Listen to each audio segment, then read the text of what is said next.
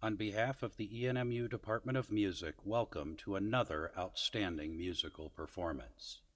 Your consideration for fellow patrons and performers by not causing any distraction that will disturb the atmosphere of the concert will ensure everyone's full enjoyment of the live performance.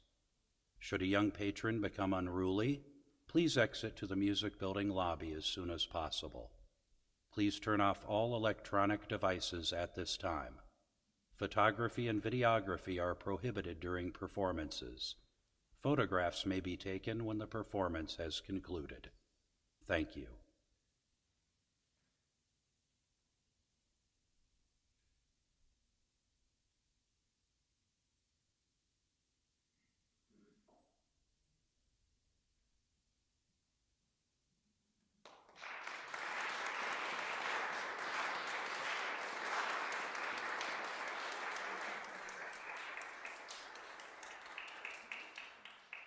Good evening, everybody. My name is Nathaniel Minton, and welcome to my senior project entitled Wubology, Breaking Down Dubstep Music. So, raise your hand if you've ever heard of Skrillex. I thought most of you would. Brings me back to middle school days.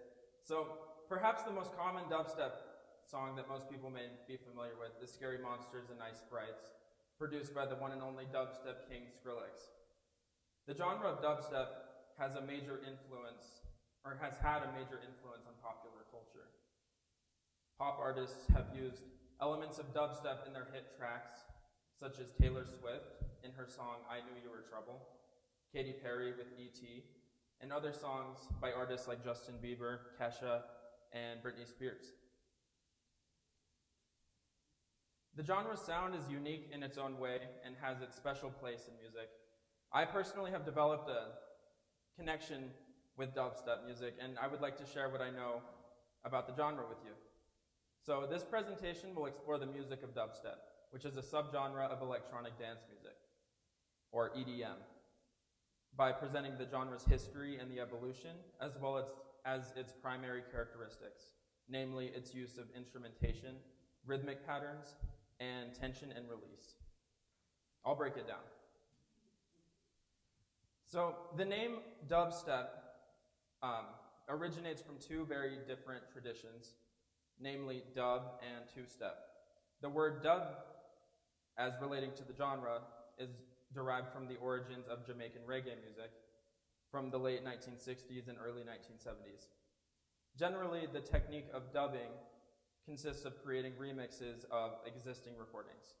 Producers of this reggae genre began to dramatically alter the original recording by removing or reducing vocal tracks and adding effects such as reverb or delay, thereby dubbing vocal or instrumental snippets from the original.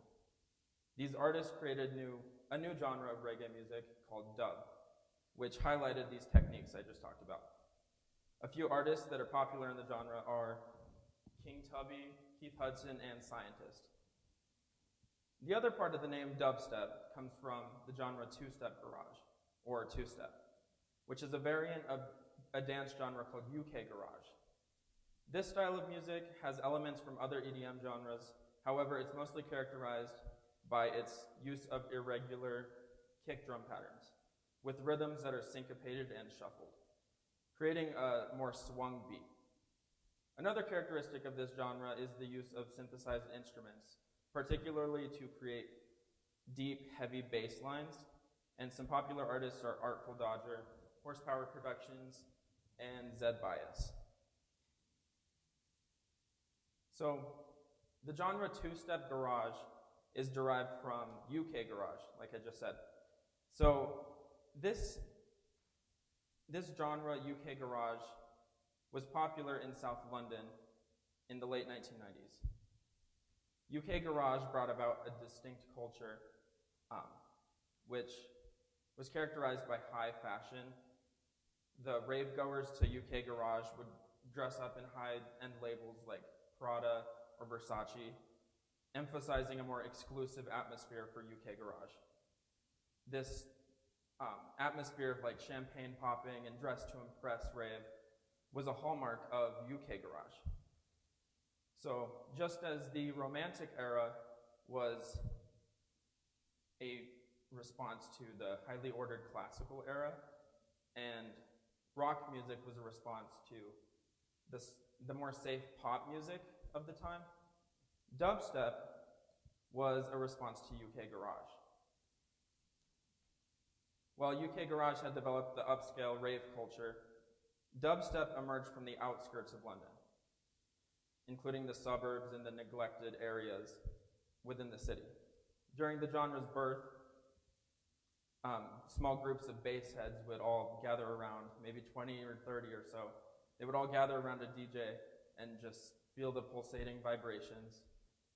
And early pioneers, including Horsepower Productions and Zed Bias, they started out making two-step garage, but they developed dubstep, incorporating influences from dub and two-step garage, pushing it into a more darker, gritty territory, and it wasn't really familiar with people at the time.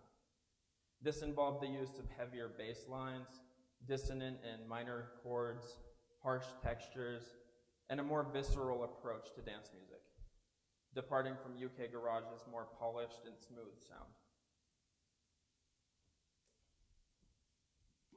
So additionally, the Dubstep Forum launched online in 2005 as the internet became more accessible. This Dubstep Forum was popular among fans of the genre, and it was a hub for thousands of people seeking new dubstep music.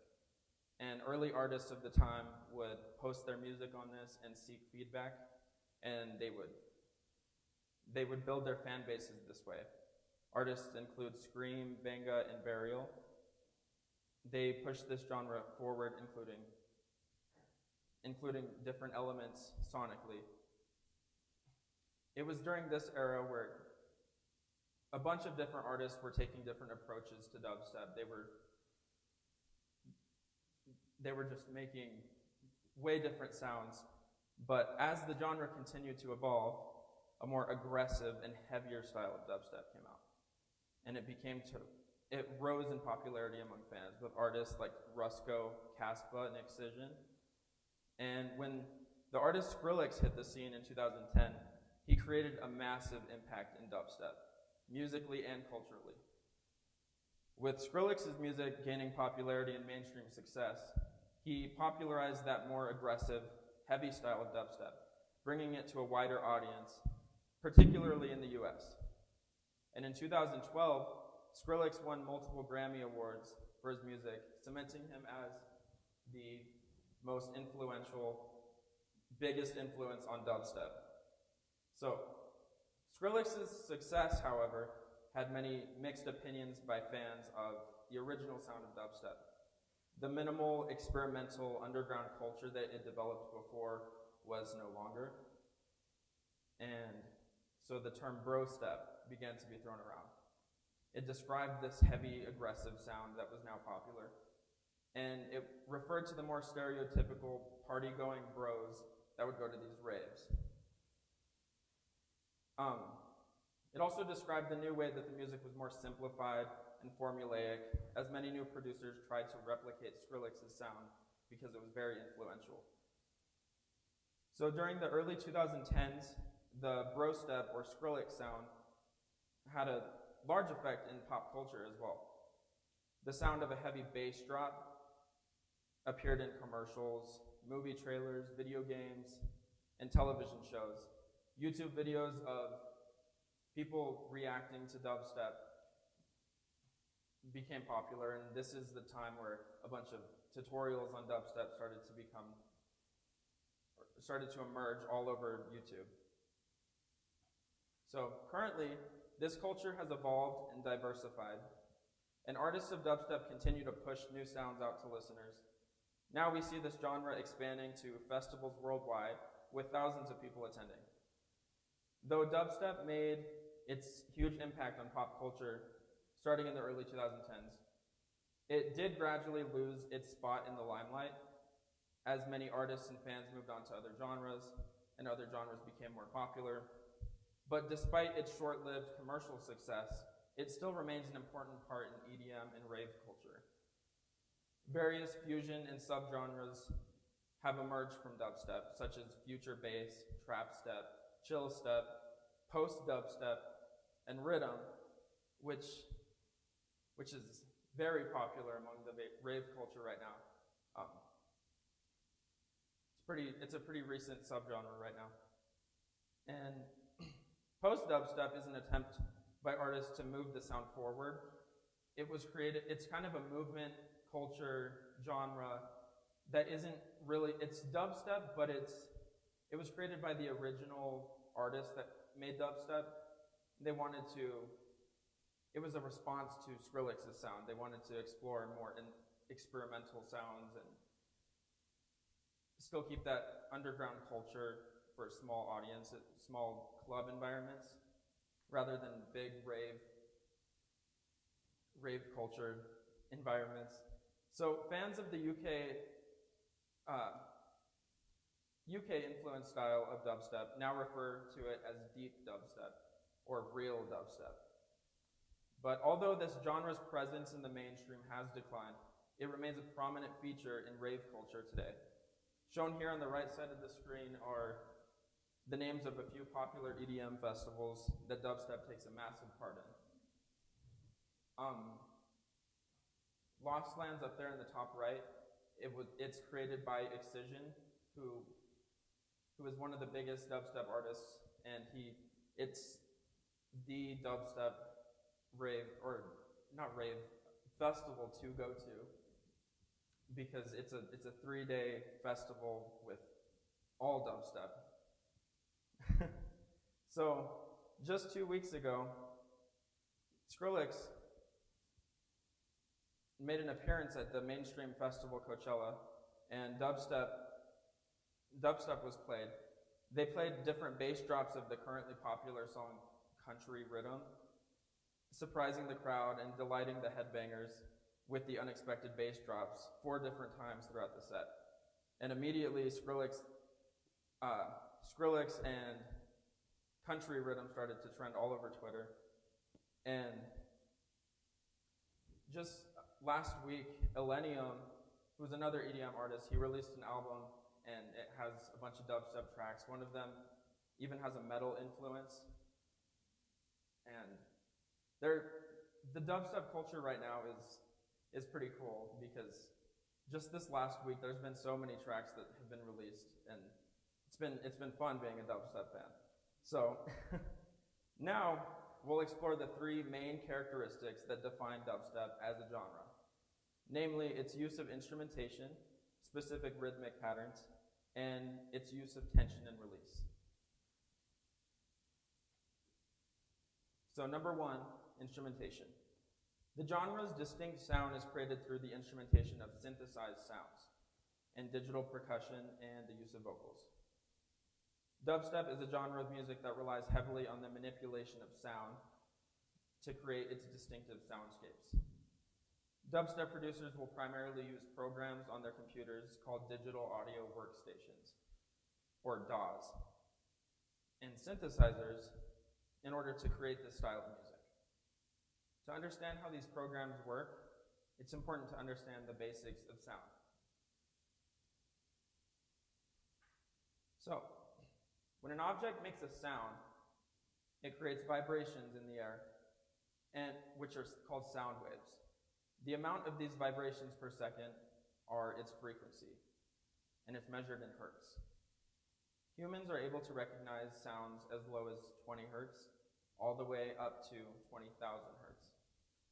And the frequencies that are as low as 20 hertz aren't really heard, but they're felt.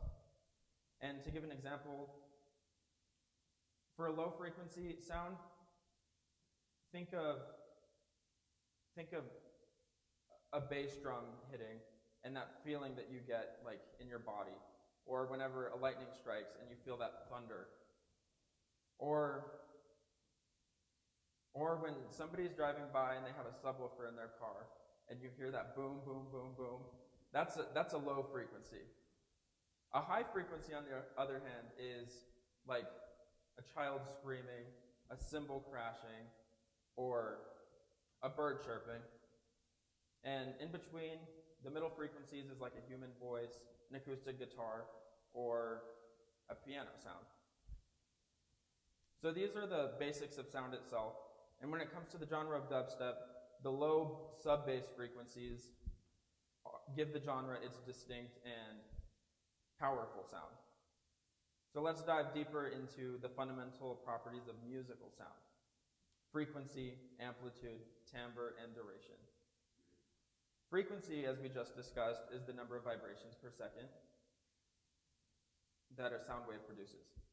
In music, this is often referred to the term pitch, as the pitch of a note is determined by the frequency of the sound. Amplitude, on the other hand, refers to the strength or the intensity of a sound, and it's measured in decibels. It's often referred to the term loudness or volume. Timbre, which is often described as the color of a sound, refers to the unique pattern of frequencies that distinguish one sound from another. For instance, a guitar and a piano may be playing the same note, but they sound different, and that means they have different timbres. Finally, the duration simply refers to the length of time that a sound lasts. These properties of sound can be manipulated in a DAW and with a synthesizer. So what's a DAW? A DAW, or DAW, is a digital audio workstation, which is a software program used in music production and audio engineering, allowing a user to record, edit, arrange, mix, and master music all in one program. A DAW is essential for anyone involved in music production, whether you're a producer, a musician, or a songwriter. These programs allow you to create music electronically, using various sounds and instruments in the software, or even by just recording live instruments or voice. In the creative arts, DAWs hold a very important role as you use the tools provided in the software to create anything you want. From a simple beat to mastering a full-blown orchestra, it allows artists to express their creative vision by giving them the tools to make music at any level. So there are many DAWs available online with their unique features and capabilities. Some of the most popular ones are Pro Tools, Logic Pro, Ableton Live, FL Studio, Cubase, Reaper, and GarageBand. And I personally use FL Studio, formerly known as Fruity Loops, because its user interface is pretty pleasing to me, and because it's a pattern-based program, which is useful in creating dubstep. DAWs will typically have some core features, such as multi-track recording, editing tools for making precise edits of audio, like cut, copy, paste, a mixing console, virtual instruments, effects, automation, plugins, MIDI sequencing. And with all these features, we can shape and manipulate sound based on the properties that I discussed earlier: frequency, amplitude, timbre, duration. They can all be adjusted with these plugins, like an equalizer. An equalizer plugin can manipulate frequencies and duration,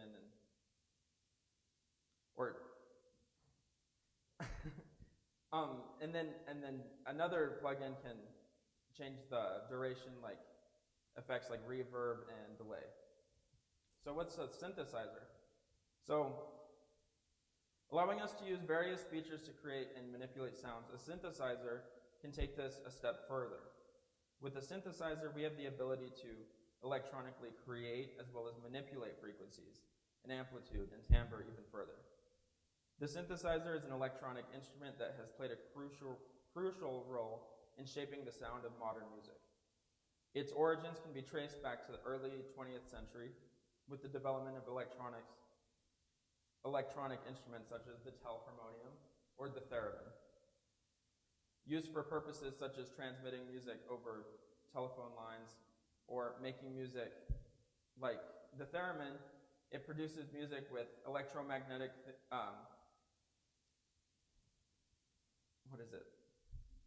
electromagnetic fields with antennas, and you don't have to touch anything. It just creates sound, and it was used for electronic music at the time and experimental music. These two electronic instruments are among many that paved the way toward the creation of the synthesizer. And it wasn't until the 1960s that the synthesizer became widely available to musicians.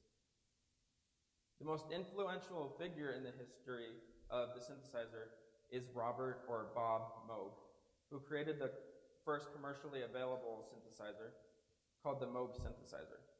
This instrument was groundbreaking as it allowed musicians to electronically manipulate the fundamental properties of sound, creating by voltage-controlled oscillators, filters, and envelopes.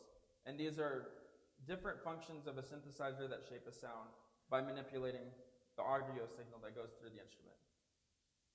This new instrument that was more accessible to musicians ultimately had a profound impact on music culture, allowing for entirely new sounds to be created that haven't been heard before. This led to new genres of music emerging, specifically electronic and experimental music. Additionally, the synthesizer had an increasing influence on popular music genres as it developed, such as rock music of the time. Think of that iconic synth sound in an 80s rock band. Influential artists such as Van Halen, Journey, Bon Jovi, Tears for Fears, they combined the sound of rock music with synthesizers, helping to popularize the use of electronic music and instruments into mainstream music. So early synthesizers were very large modular devices, as you can see, requiring extensive training to use. But as technology advanced, synthesizers continued to become more compact and user-friendly, eventually becoming available in the form of software. Today, software synthesizers have the capability to take the manipulation of sound to a whole new level, offering a wider range of possibilities for musicians and producers. Among these software synthesizers that are used in dubstep are Serum and Vital Synth, which allow for the creation of very highly complex sounds that were previously impossible to create on a modular synthesizer. So there's a variety of synthesized sounds that are used throughout the genre of dubstep, but there's a few that are particularly popular within the genre. The most iconic sounds through all eras of dubstep is the wub. As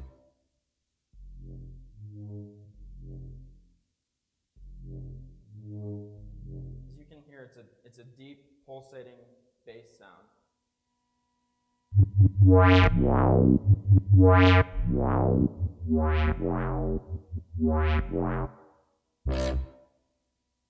And a screech is a high-pitched, abrasive sound, often used to create more tension in a track.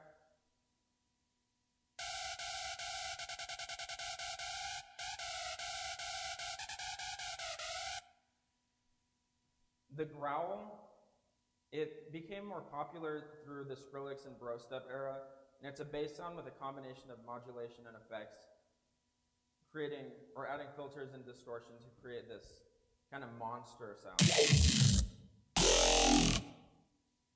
And a riser is a sound effect that's used to build tension.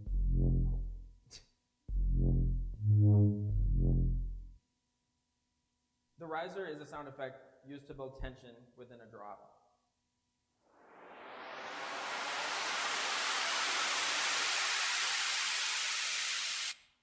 And an impact is a short, sharp sound to add dramatic emphasis. It sounds kind of like a massive drum hit with a bunch of effects. The stutter is a rhythmic effect that involves rapidly repeating a sound or sequence of sounds, creating a glitchy effect. Let's hear 'em.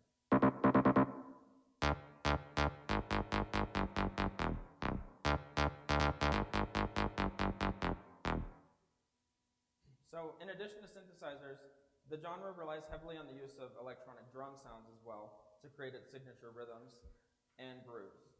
Synthesized and sampled drum sounds will typically be used by producers to create the percussive elements of a dubstep track.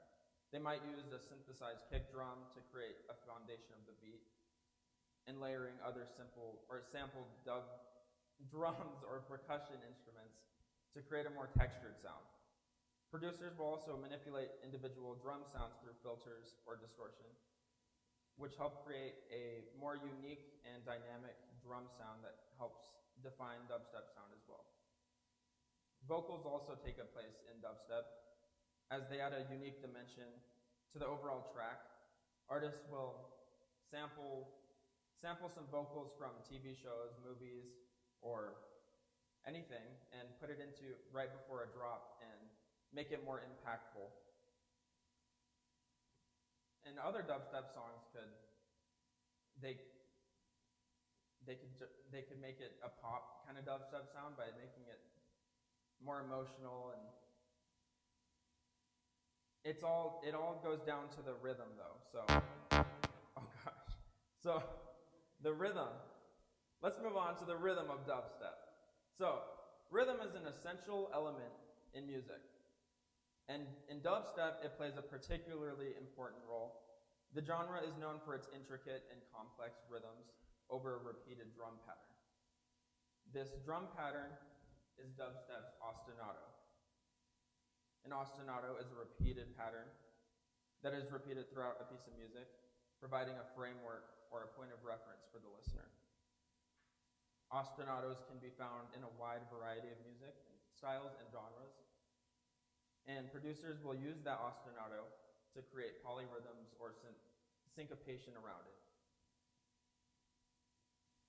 So to understand the rhythms used in dubstep, it's important that we discuss the tempo of the genre.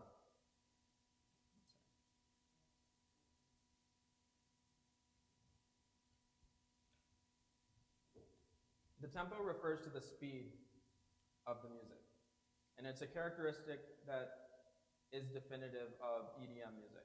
So house music will be fast and have a faster BPM.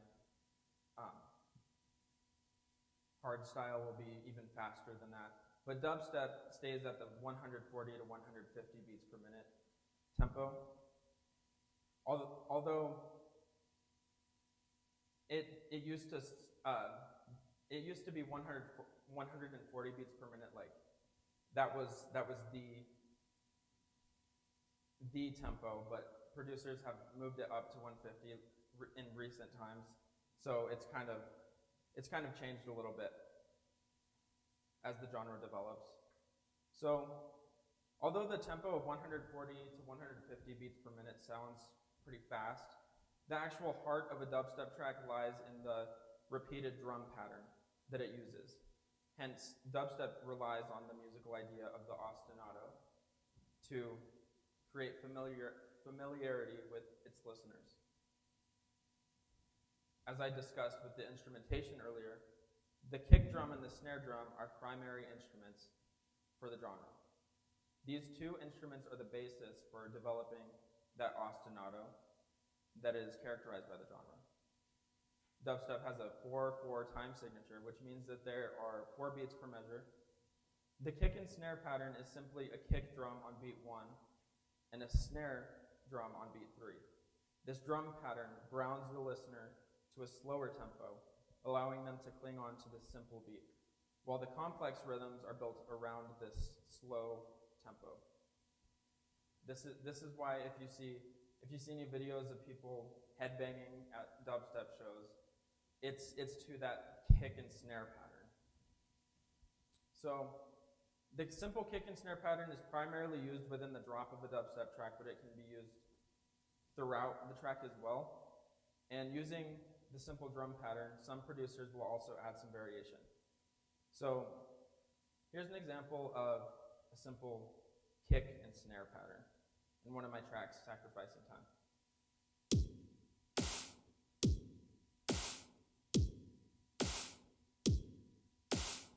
Very simple, and like I said, that's the ostinato. It repeats in every dubstep track. Some artists add variation over that pattern, and it's what the polyrhythms and syncopation are based around. Now I'll discuss other rhythmic patterns and techniques that are used in dubstep tracks. So 4 on the floor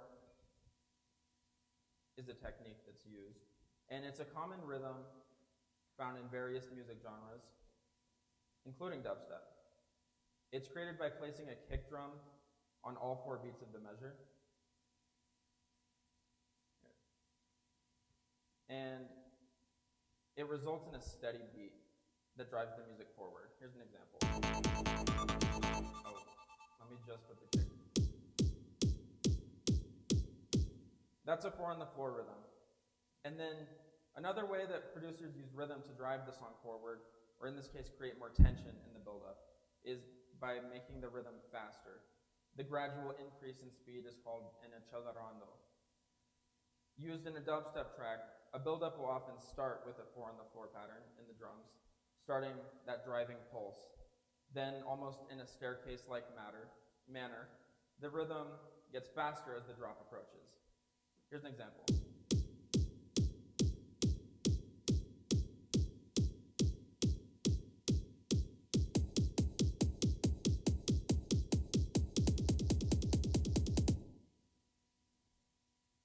So, another way that rhythm's used is tuplets.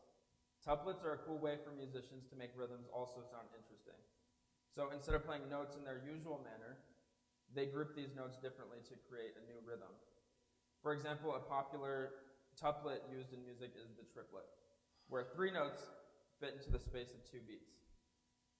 A more uncommon tuplet used in music is the sextuplet, which is found throughout the Schubert piece I'll be singing later, entitled De Buze Farba.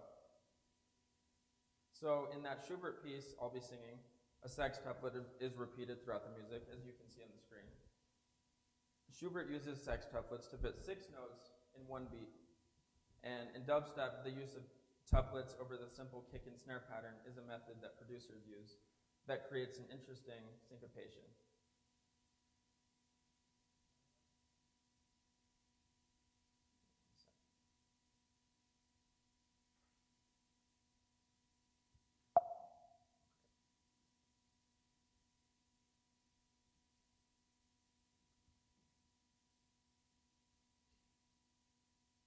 Sorry, having some technical difficulties here. But yeah, tuplets are used by producers to create that syncopated rhythm over that kick and snare pattern.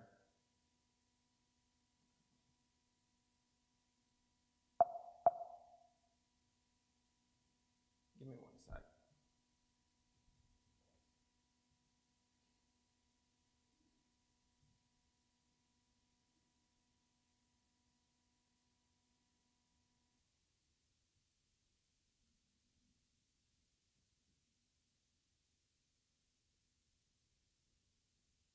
And in my track Wishing, I use this method in one of my drops. I use it in conjunction with other synthesized sounds and create syncopation over the kick and snare pattern. So listen for the offbeat triplets, and here's the example.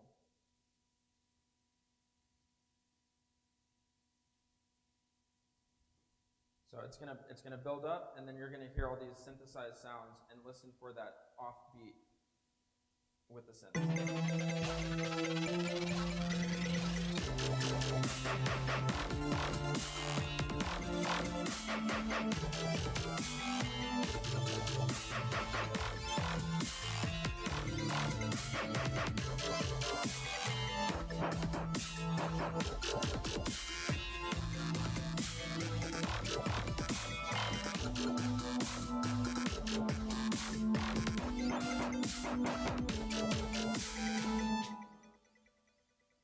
So let's go on to point 3, which is the concept of tension and release. The concept of tension and release is absolutely fundamental in music. Through techniques used by composers, this concept of tension and release describes the listener's emotional reaction to musical ideas that create a sense of anticipation, followed by the resolution of that idea. There are many examples of how composers in classical music have used this idea of tension and releasing it in the music in order to create an emotional impact. Perhaps the most common way that this musical idea is used is by a dissonant chord versus a consonant chord, where it creates tension and then it resolves through the chord progression. Another popular example of how tension and release is created is by dynamic contrast, changing the volume or the intensity of the music in order to create an impact emotionally on the audience. These ideas of how tension and release is built lead me to introduce the terms build up and drop. Drop can be found in other genres of music, and this concept is a very popular characteristic in dubstep. So the idea of a build up and a drop derives from tension and release, but it's done in a very specific fashion to convey this idea. I personally think that the genre of dubstep takes that tension and release idea and kind of bass boosts it, so to speak, if you know what I mean.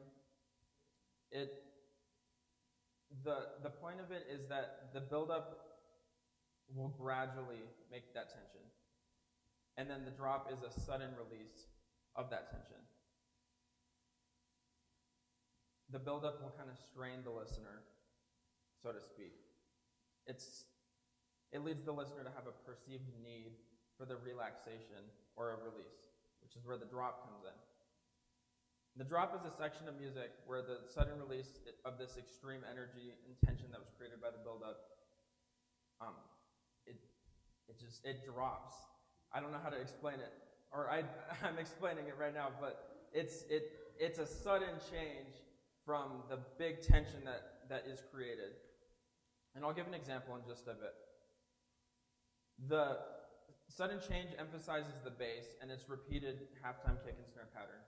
So you'll hear that the drums will get faster and then it goes into that halftime kick and snare pattern.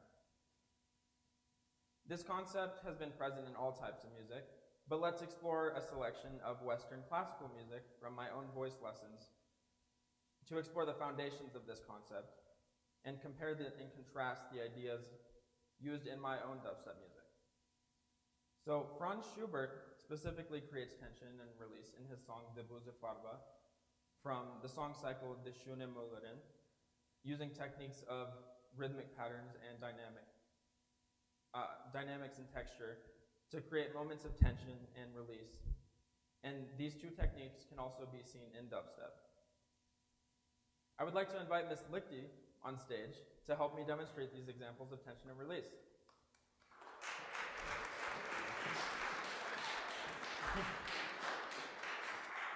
So, for rhythmic patterns, from the very beginning of the piece, we hear a contrast in rhythms between the sextuplets and the boom-chuck rhythm. The use of the fast and complex rhythm of the sextuplets being played before the boom-chuck theme is introduced creates that tension, as it builds the listener's anticipation for the next section of the music, while the boom-chuck allows for this release, giving a more grounding and simple rhythmic pattern for the listener to cling onto. Ms. Lichty will now play this idea with the first 6 measures of the piece.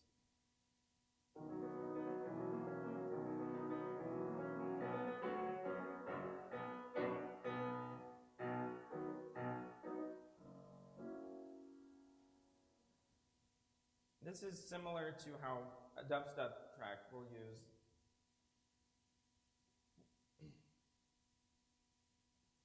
use the rhythmic accelerando with the drums in a build-up, juxtaposed with the halftime kick and snare pattern. So, in my song, Sacrificing Time, you can see and you can also hear that this rhythm of the drums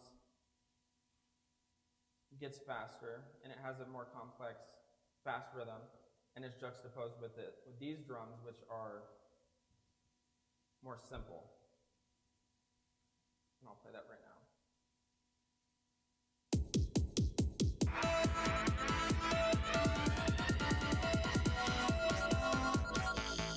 As opposed to this.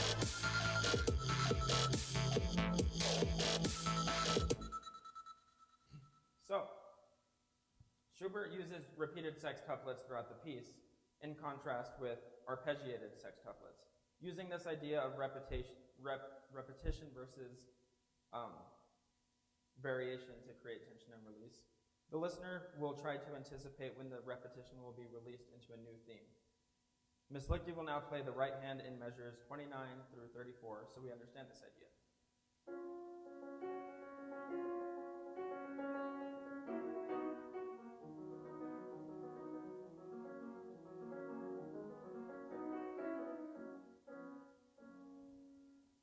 So as you can hear, that repeated note that keeps going, the listener will want to, or will anticipate when it's going to change, and then it changes into that arpeggiated sextuplet. So with dynamics and texture, this is also used to create and release tension in both classical and dubstep music. An example of how Schubert uses a technique in doing so is after the first climactic moment. Starting in measure 40 in Debussy Farba, the piano part will begin with a boom chuck pattern, as I mentioned before, following with a thinner texture of one repeated F sharp. This brings the dynamic level lower, and then he layers this F sharp with other notes, making the texture thicker, thus increasing the dynamic level. Ms. Lichty will now play measures 40 through 43 to show this tension being created through dynamics and texture.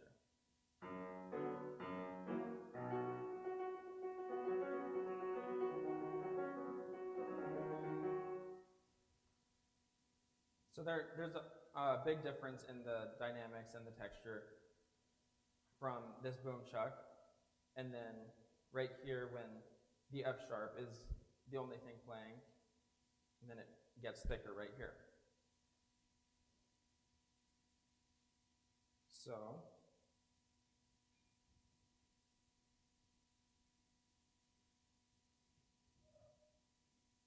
I will now show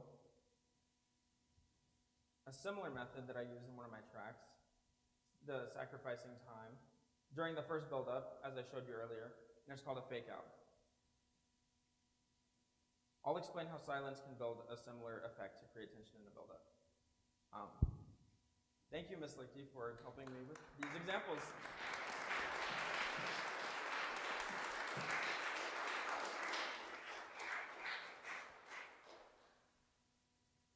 So, the use of rests are an essential part of music.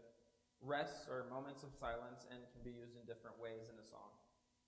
Sometimes you can let instruments take a step back to create tension, or use it in a way where the entire piece of music goes silent for that tension effect as well. Rests are important in classical music as they create all kinds of effects. Dubstep uses these moments of silence as well, typically to create that anticipation for the listener before the drop, and also within a drop. So the first example is one common way that dubstep producers use silence to create that feeling of anticipation before the drop is after this main buildup, the producer will silence the drums and similar to the Schubert, this is thinning out the texture, creating more tension towards the next section of the music. So right here is the buildup. This would be the fake out, and this is the drop. So listen for how the drums build up and then they go away, but the tension is still being created as the drums leave. So the texture is changing to create tension.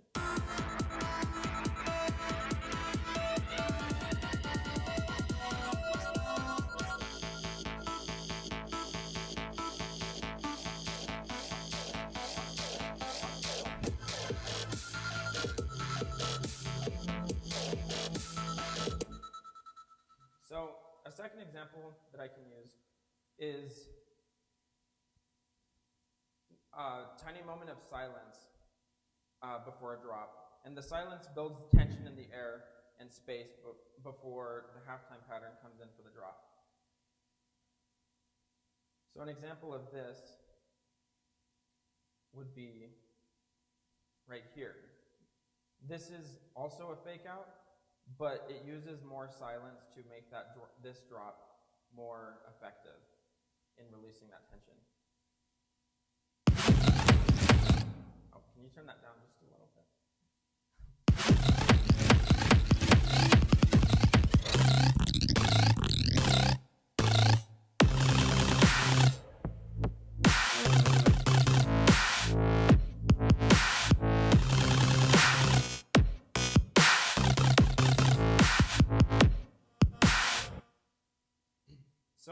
you can hear, the tiny bit of silence creates or makes the drop have more of an impact.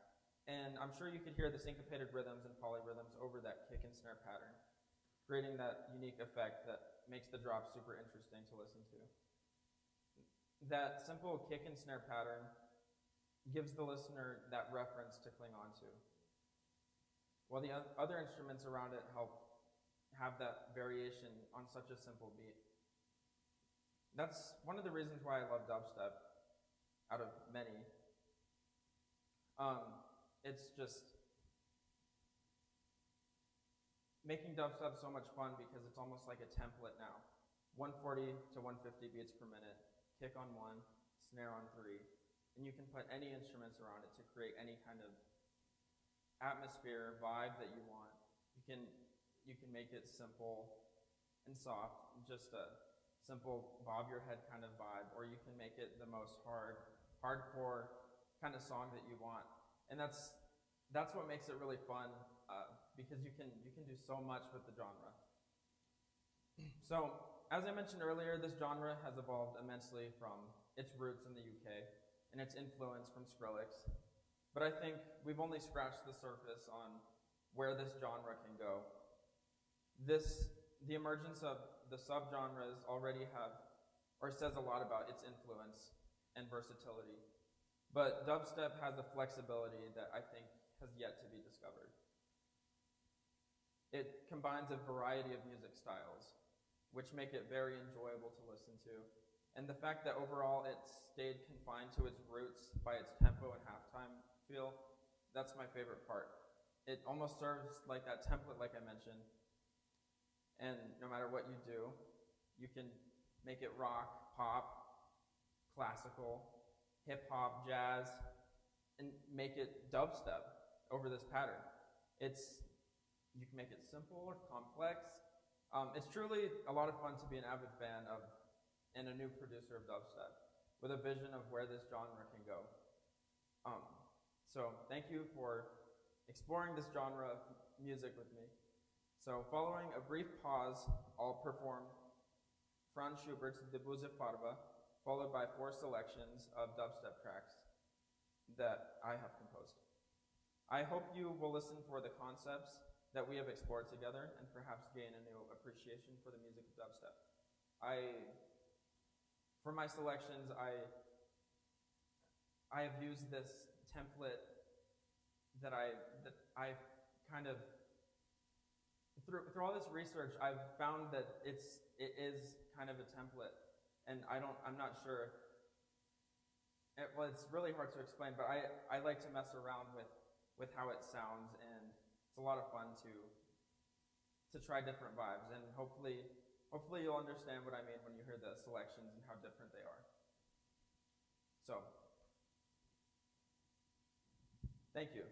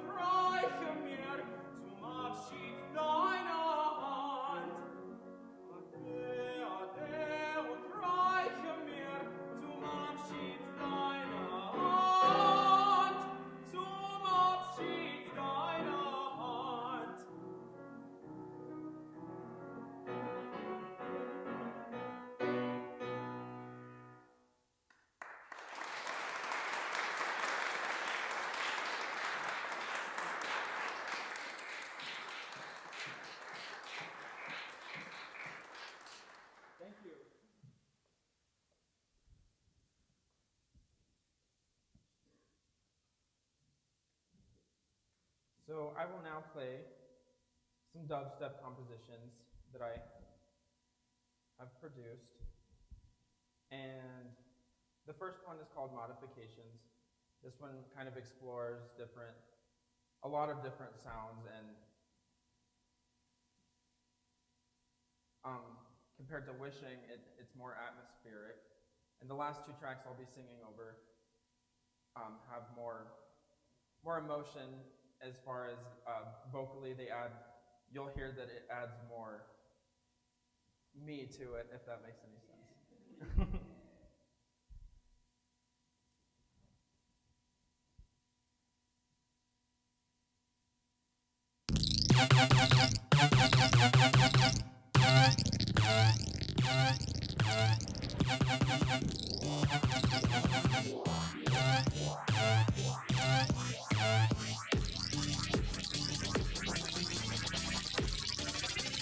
Broken blades.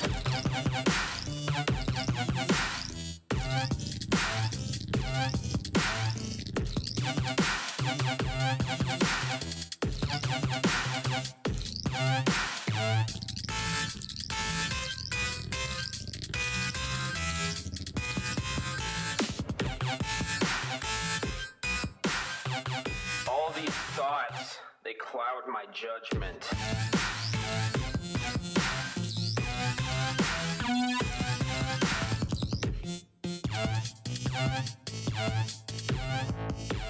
Need for escape.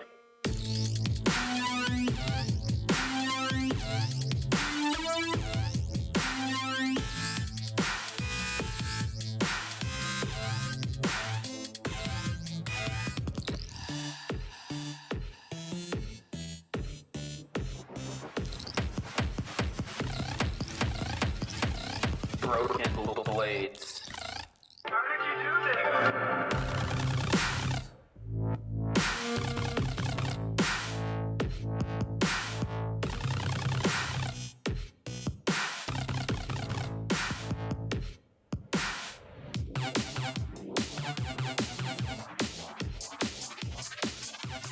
Run.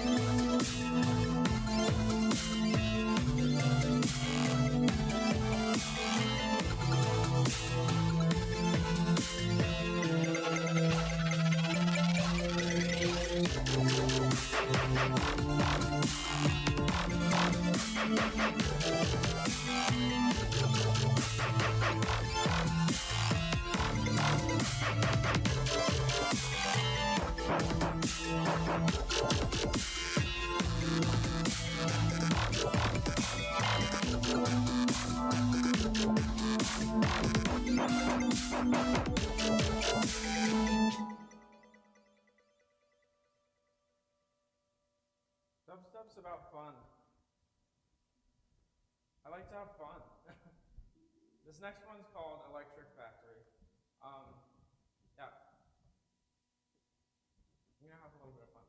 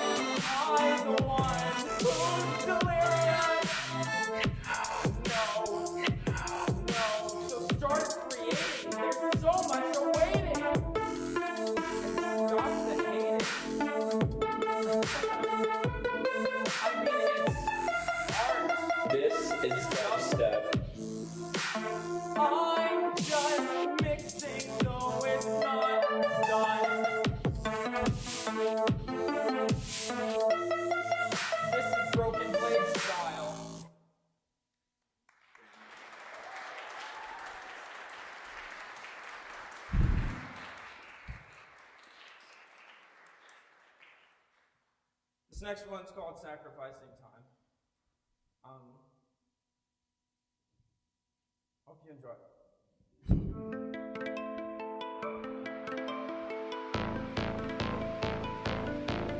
I try my best to stay in line, but all I think about is time.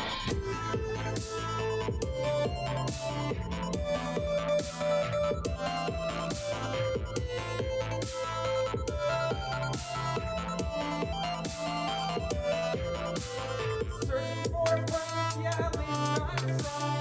Sometimes all I do is sacrifice time. Sitting right here with a glass of wine. Irresponsibility can be a crime. Time toward me. Time toward you. Time toward everything I want to do. Thinking of the past, the future more. Trying to find out what's in store. Time is something that we can explore. We decorate it from within our core. Music can be celebrated for what we can do with time.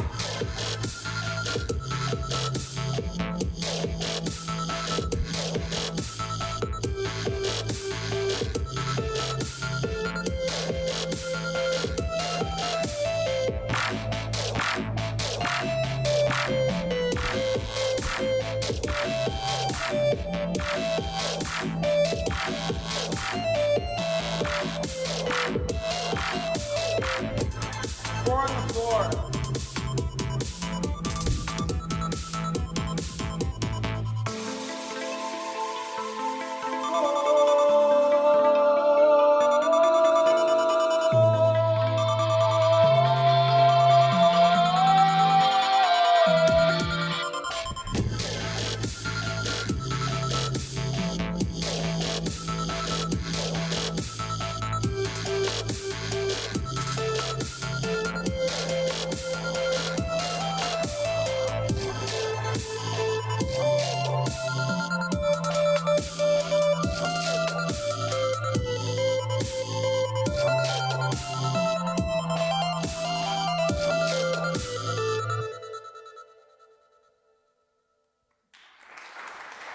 Thank you.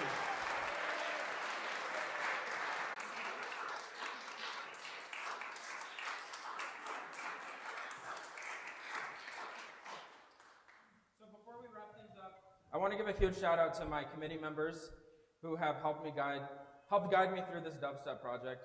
Dr. Gallagher, Dr. Salgado, and Miss Lichty. Thank you for all you guys have done. And I'd also like to give a big shout out and thank you to the ENMU Department of Fine Arts, providing me with multiple opportunities throughout college to showcase my skills with sound engineering and sound design. And to all my professors throughout college, you challenged me, pushed me to think further, and helped me to have the knowledge that I have today. So thank you. And whoever's watching on live stream, thanks for supporting me. And whoever has told me that I can get up here and do this, you truly have helped me more than you can imagine. Thank you to my family, my friends, and the ones that tell me goodnight and that they love me, because that's what kept me going throughout this whole process. You guys have been the rock that has kept me grounded, and the unwavering support that I've received through all these tough times have helped me immensely. So, all right, well, there are refreshments outside in the lobby, courtesy of Miss Lichty bringing brownies, and my amazing parents. Feel free to grab some brownies or punch, Mexican cookies, and chips and salsa to take home on your way out. Oh, and one last thing. Remember, if you're ever in the mood for some edgy or heartfelt dubstep tunes, you know where to find me. I'll never stop producing music, and I'm always down to share the love with anybody. Thank you all for coming to my senior project and being a part of my college journey.